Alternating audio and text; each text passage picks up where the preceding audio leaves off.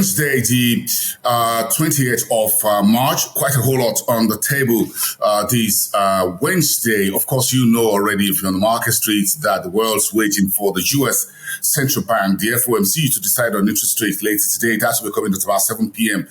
local time. If you're watching Jerome Powell's usual press briefing, that should be coming through at about 7:30 West African time. Keep that in mind. Yesterday, the Bank of Japan ended its long regime of negative interest rates, and that all got the markets moving up. And of course, we're looking at how the Fed will decide today. We've got the Bank of England and the ECB over the next few days. Next Monday, Tuesday, the Nigeria Central Bank will meet together for its second policy meeting this year under the new administration of Olayemi Cardoso, and that will be a very closely watched. Last time Nigeria raised raised interest rate 400 basis points, the highest we've seen in many years. So keep those information in mind. Is the start of that another week, and we've seen a whole lot of interest rate action across Frontier Africa. Across the markets,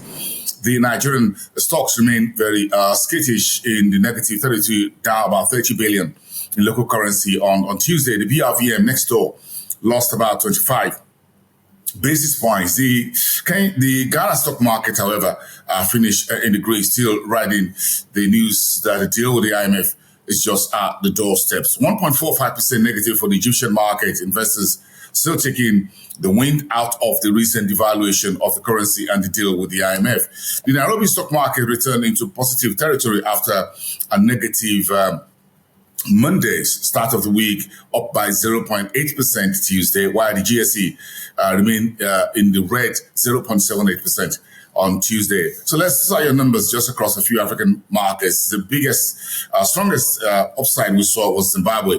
Stock exchange crossing the 700,000 reading, up by about 7.5% on Tuesday. Then you go to East Africa. President Ruto signs affordable housing bill. That is one of the news that the Kenyans are dealing with. And just as early this Wednesday morning, the Prime Minister of Rwanda and the President of Afrexim Bank, Benedict Obrama, both got the ribbon on the official launch of FIDA. That's the Fund for Exports Development for Africa, which is a new initiative of Afrexim Bank. Congratulations to everyone, and that's raising the game as far as the Africa's export development was concerned. Those development came in this morning. It's the biggest news out of East Africa, but of course for the rest of the continent, that the Afrexim Bank is putting this fund together. Egypt was the latest sovereign to sign up to that new initiative by Afrexim Bank. The Bank of Uganda says all related interests boost the country's FDI to about 2.9, roughly $3 billion in the 12 months to the end of January 2024. In the meantime, Tulu Oil says it's written off $18 million in Kenya projects assets as it washes its hand off the Kenyan oil project. And the Bank of Tanzania, that's the central bank, is warning of a sharp increase in digital theft. So keep eyes on whatever you have.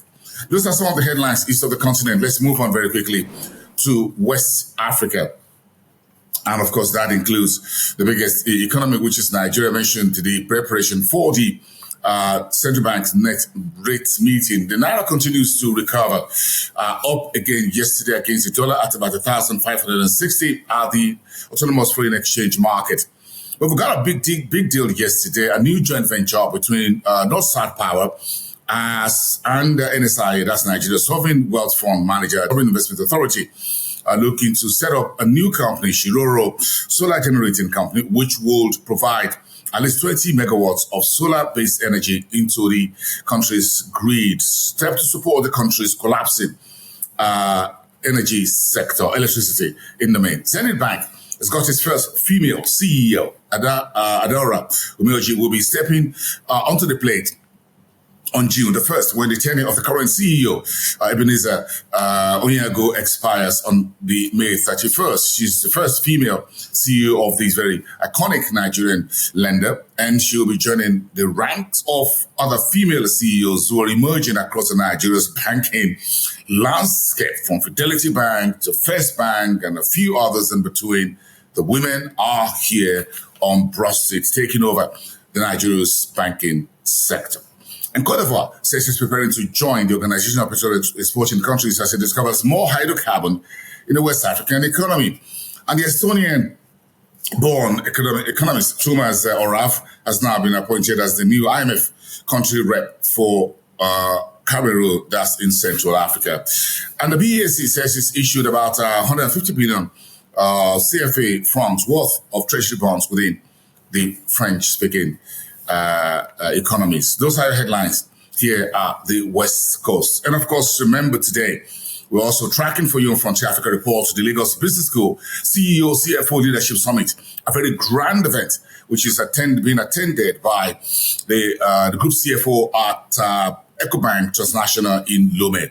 They're all here in Lagos, including the Group Managing Director of Dangote Industries, Alake, who's also on the panelist, as well as the President and CEO of Africa Finance Corporation, and that is Samela Zubaira, among others. Quite a very big day here in Lagos. It's a Lagos Business School major event to start the new year, just as we end up the first quarter.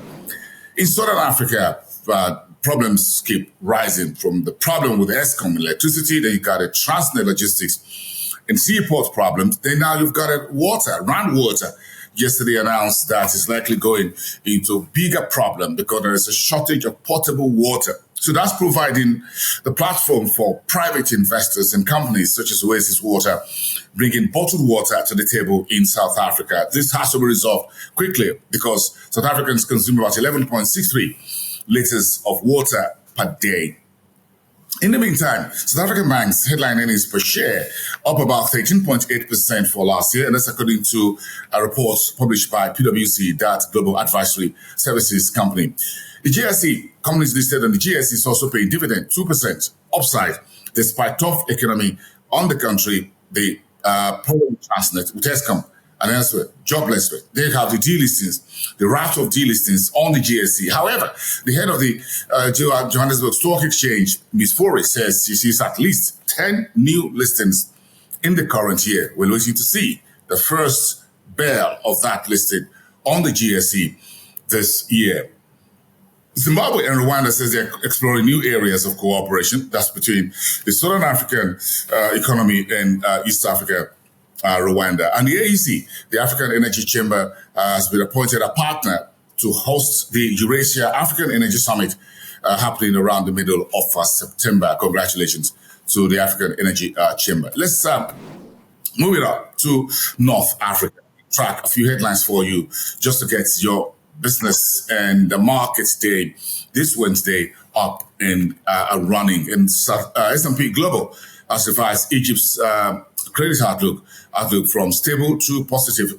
That's some good news that President Al-Sisi and his team could use, looking at the current reforms around the currency and interest rate upside that Egypt is carrying out, that according to the deal that is got with the International Monetary Fund. Moroccan government says it's implementing tax reform in the current year, 2024, while the EBRD, that's European Bank for Reconstruction and Development, and the IMF says they're in talks to extend Egypt's loan program by additional $1 billion. Cairo is getting support left, right, and center since it's finished up a deal for worth about $8 billion with the IMF. Indonesia reporting exports roughly 6% to the upside in February, while Libya oil output is seen to exceed 1.5 million barrels per day by the year 2025. The target for Libya is 2 million barrels per day, but that is yet to come through. And those are your business and markets, investment and finance headlines this Wednesday. Is the 20th of March. I am Boosting them. If I go online and watch this show again, you can subscribe to our YouTube. It's free. And also subscribe and follow us across all our social media platforms. Bye for now.